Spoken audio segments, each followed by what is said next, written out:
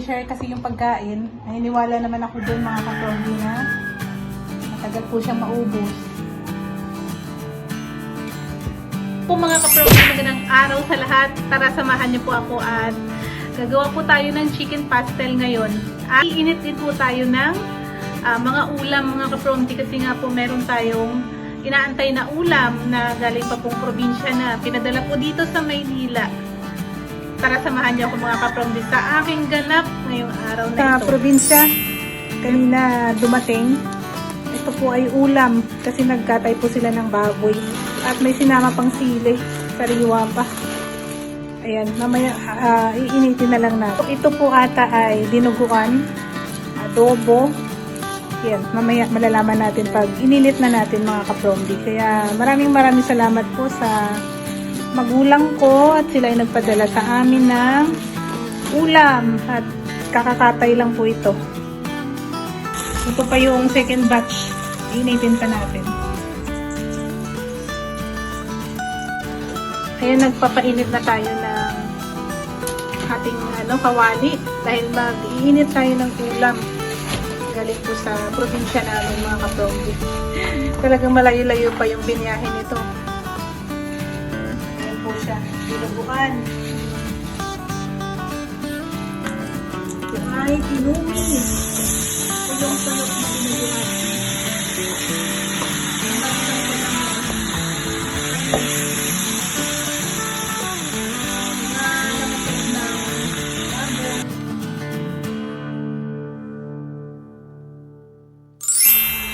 Iinitin natin at parang meron tayong pang-ulam. Napakadami nito mga kapromdi. Amigay rin. Tapos, yung iba naman dito, syempre sobrang dami nito. Pamigay din natin. At pamimigay din natin yung iba, share din natin mga kapromdi.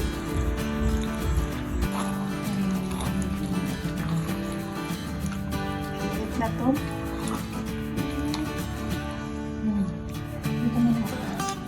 Yan po, ano lang tayo. Mamimigay tayo mga kapromdi sa ating kamag-anak. Tita ko sa baba. Bali doon sila sa baba nakatira. Yan, katabi tayo. Sobrang dami naman kasi itong mga kapromdi kaya bigay natin sa kamag-anak ng iba.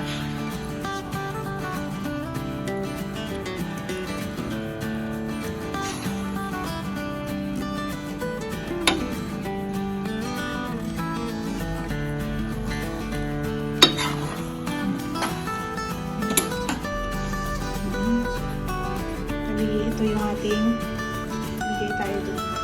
Yan. Para sa dalawang tita ko. Bigyan ko siya kayo ng bukal.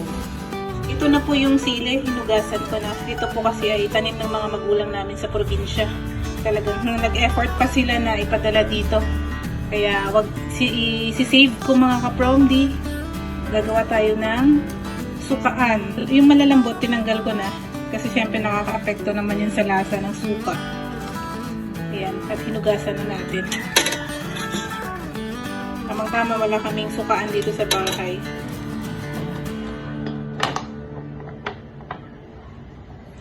Nalagyan muna natin ng suka. Ayan. Lahati lang muna. Tapos syempre, yan lang. Ilagay na natin itong mga sili natin mga kapromdi. Para hindi masayang.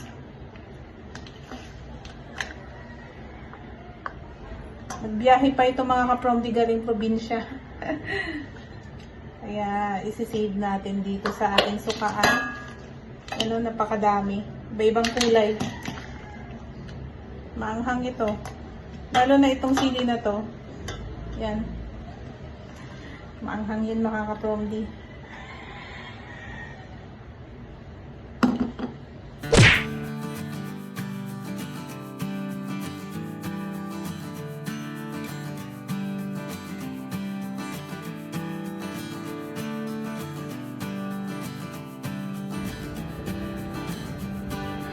Ayan. Meron na tayong suka mga kapromdi. Isang plain at saka itong may timpla ito. Hindi ko na napakita kasi yung ito. Kasi hindi nag-play yung video mga ka-promdi. Kaya ito siya. A few moments later. Ito ay nilinisan na natin itong ating manok. Ito po ay chicken breast. Ayan, papakuluan lang natin itong mga ka-promdi. Hindi ko na siya hiniwan ng maliliit kasi nga hihimayin naman ito mamaya. Wala tayong nilagay na ibang ingredients dito kundi pakuluan lang muna. Ayan po, pinalamig lang natin at ating himay-himayin po itong ating manok. Breast part. Nakasama na nga yung pakpak. Piliin na natin yung mga laman mga ka-promdi.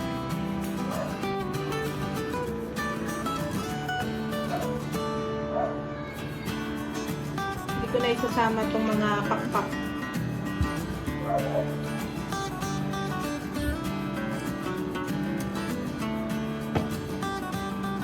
Para masarap ng mga puto na kasama mga ka-promdi. Dahil malambot naman to, madali lang ito himayin.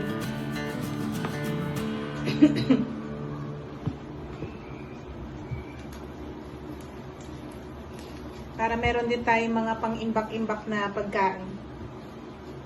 Dahil yung chicken pastel naman mga ka-promdi, matagal naman yan. Pag niref mo tapos iinitin mo lang, hindi naman siya agad-agad nasisira.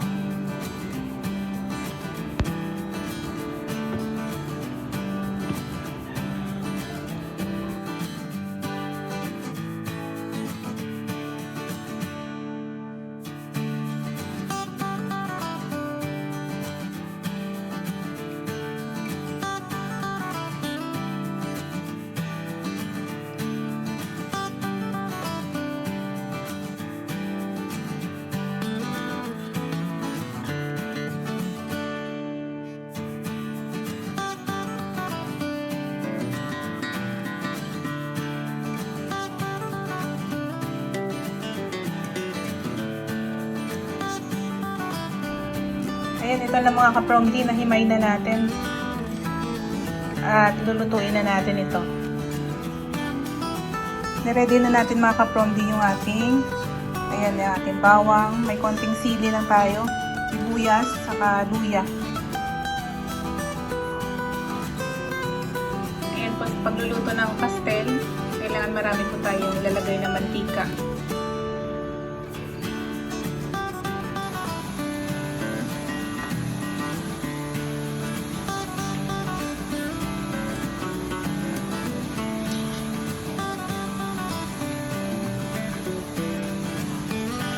Sinunod natin yung sili.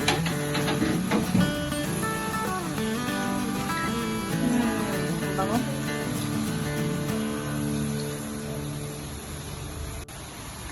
Ayan po, ilagay na natin itong ating hinimay na chicken breast. Laman po ng manok.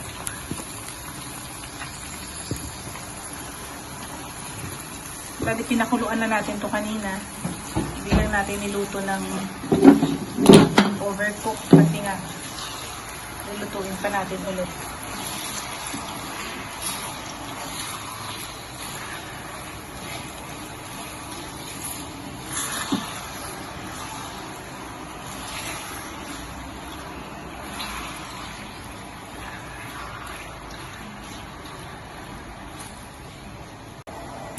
Ayan, patakan natin ng patis.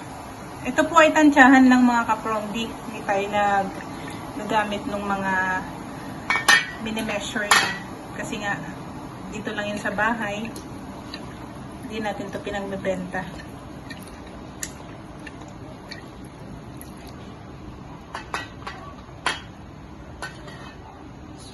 May toyo, tapos suka. Para ka lang din nagluto ng adobo. Kaso naka-shred lang kasi itong ating manok. Yan, may konting oyster sauce tayo nilagay.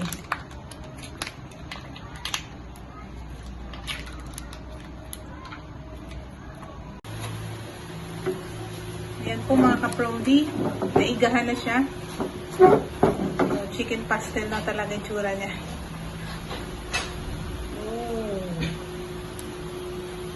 Napakasarap nito mga ka-promdi. Lalo na sa almusal. Kahit anong oras.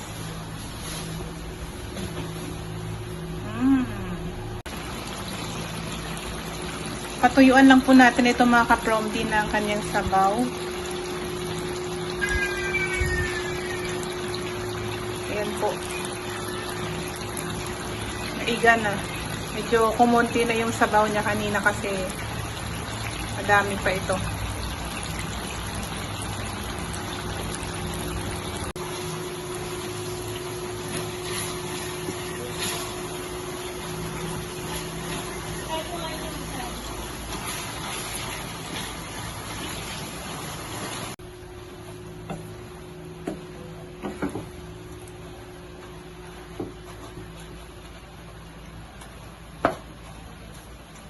Yan mga ka-promdi, dahil luto na tong ating chicken pastel, tatabi tayo dito sa ipagbibigyan tayo.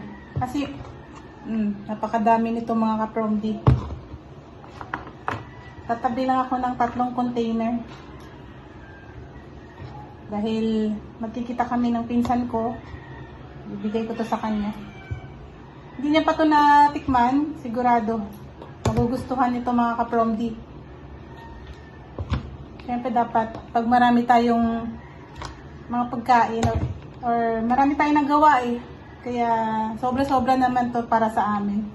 Kaya kailangan din natin i-share mga ka-promdi.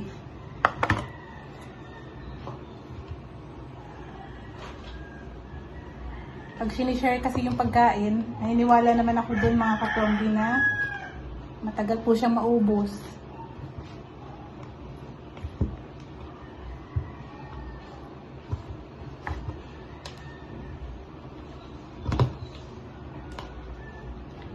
Ayan, dami-damihan ko.